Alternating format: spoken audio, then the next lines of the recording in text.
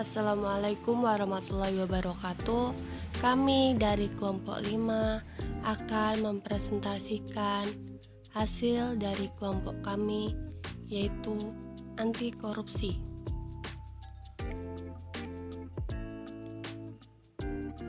Kelompok 5 yang beranggotakan Erina Yogi Pratiwi, Resti Fatma Ayu, dan Muhammad Aditya. Kami akan menjelaskan tentang 1. Apa itu korupsi? 2. Prinsip-prinsip anti korupsi. Yang ketiga, penyebab dan sumber-sumber korupsi. Yang keempat, jenis dan ciri-ciri korupsi. Yang kelima, hambatan penanganan korupsi.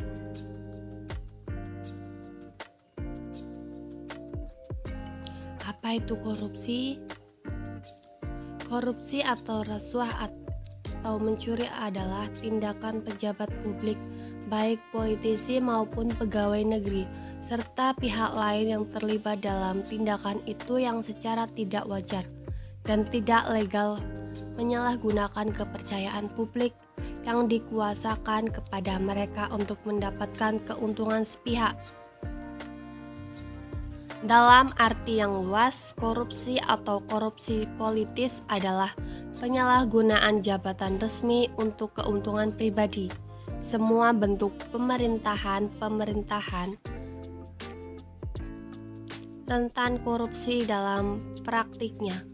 Beratnya korupsi berbeda-beda, dari yang paling ringan dalam bentuk penggunaan pengaruh dan dukungan untuk memberi dan menerima pertolongan, sampai dengan korupsi berat yang diresmikan dan sebagainya. Titik ujung korupsi adalah kleptokrasi, yang arti harfiahnya pemerintahan oleh para pencuri, di mana pura-pura bertindak jujur pun tidak ada sama sekali.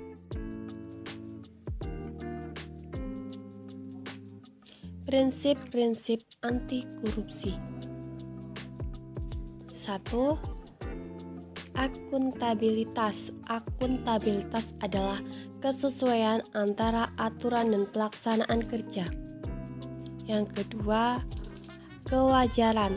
Prinsip fairness ditunjukkan untuk mencegah terjadinya manipulasi dalam penganggaran, baik dalam bentuk markup maupun ketidakwajaran lainnya. Yang ketiga, kontrol aturan main.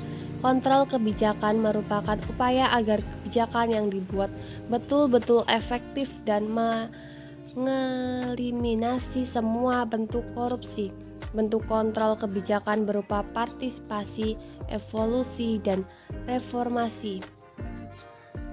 Yang keempat, transparansi. Transparansi adalah prinsip yang mengharuskan semua proses kebijakan dilakukan secara terbuka sehingga segala bentuk penyimpangan dapat diketahui oleh publik. Yang kelima, aturan main. Kebijakan ini berperan untuk mengatur tata interaksi agar tidak terjadi penyimpangan yang dapat merugikan negara dan masyarakat. Sumber-sumber korupsi negara. Yang pertama, pendapatan negara. Yang kedua, belanja negara. Yang ketiga, perizinan regulasi. Yang keempat, penegakan hukum. Penyebab korupsi secara umum yaitu A. Sifat tamak manusia. Kemungkinan orang yang melakukan korupsi adalah orang yang penghasilannya sudah cukup tinggi, bahkan sudah berlebih bila dibandingkan dengan kebutuhan hidupnya. B. Penghasilan kurang mencukupi. Apabila ternyata penghasilan tidak dapat memenuhi kebutuhan hidupnya yang wajar, maka mau tidak mau harus mencari tambahan penghasilan untuk memenuhi kebutuhan hidupnya. C. Moral yang kurang kuat. Seseorang yang moralnya tidak kuat cenderung lebih mudah untuk terdorong berbuat korupsi karena adanya godaan. Yang D. Kebutuhan hidup yang mendesak. Kebutuhan hidup yang mendesak seperti kebutuhan keluarga, kebutuhan untuk membayar hutang, kebutuhan untuk membayar pengobatan yang mahal, kebutuhan untuk membiayai sekolah anaknya merupakan bentuk dorongan seseorang yang berpenghasilan kecil untuk berbuat korupsi.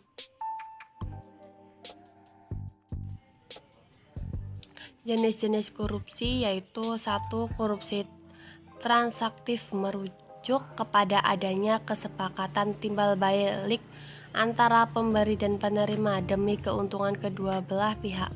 Yang kedua, korupsi insentif pemberian barang atau jasa tanpa ada pertalian langsung dengan keuntungan tertentu, selain keuntungan yang dibayangkan akan diperoleh di masa yang akan datang. Yang ketiga, korupsi yang memeras, merujuk adanya pemaksaan kepada pihak pemberi untuk menyuap guna mencegah kerugian yang sedang mengancam dirinya, kepentingannya, atau hal-hal yang dihargainya. Yang keempat, korupsi perkerabatan, pertunjukan yang tidak sah terhadap teman atau saudara untuk memegang jabatan dalam pemerintahan atau tindakan yang memberi perlakuan istimewa secara bertentangan dengan norma dan peraturan yang berlaku. Yang kelima, korupsi defensif.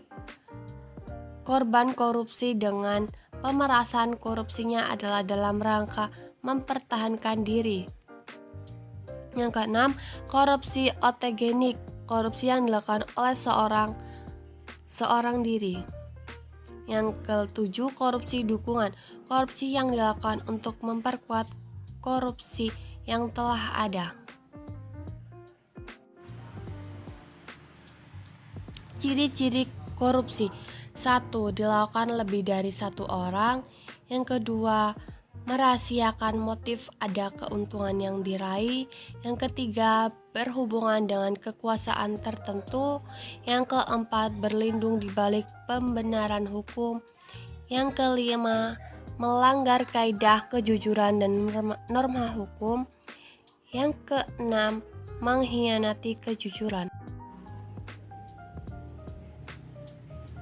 Hambatan dalam penanganan korupsi. A. Hambatan struktural, bersumber dari praktek-praktek penyelenggaraan negara atau pemerintah. Yang B. Hambatan kultural, bersumber dari kebiasaan negatif yang berkembang di masyarakat. C. Hambatan instrumental, bersumber dari kurangnya instrumen pendukung dalam bentuk peraturan perundangan. Yang D. Hambatan manajemen, bersumber dari tidak diterapkan prinsip manajemen yang baik.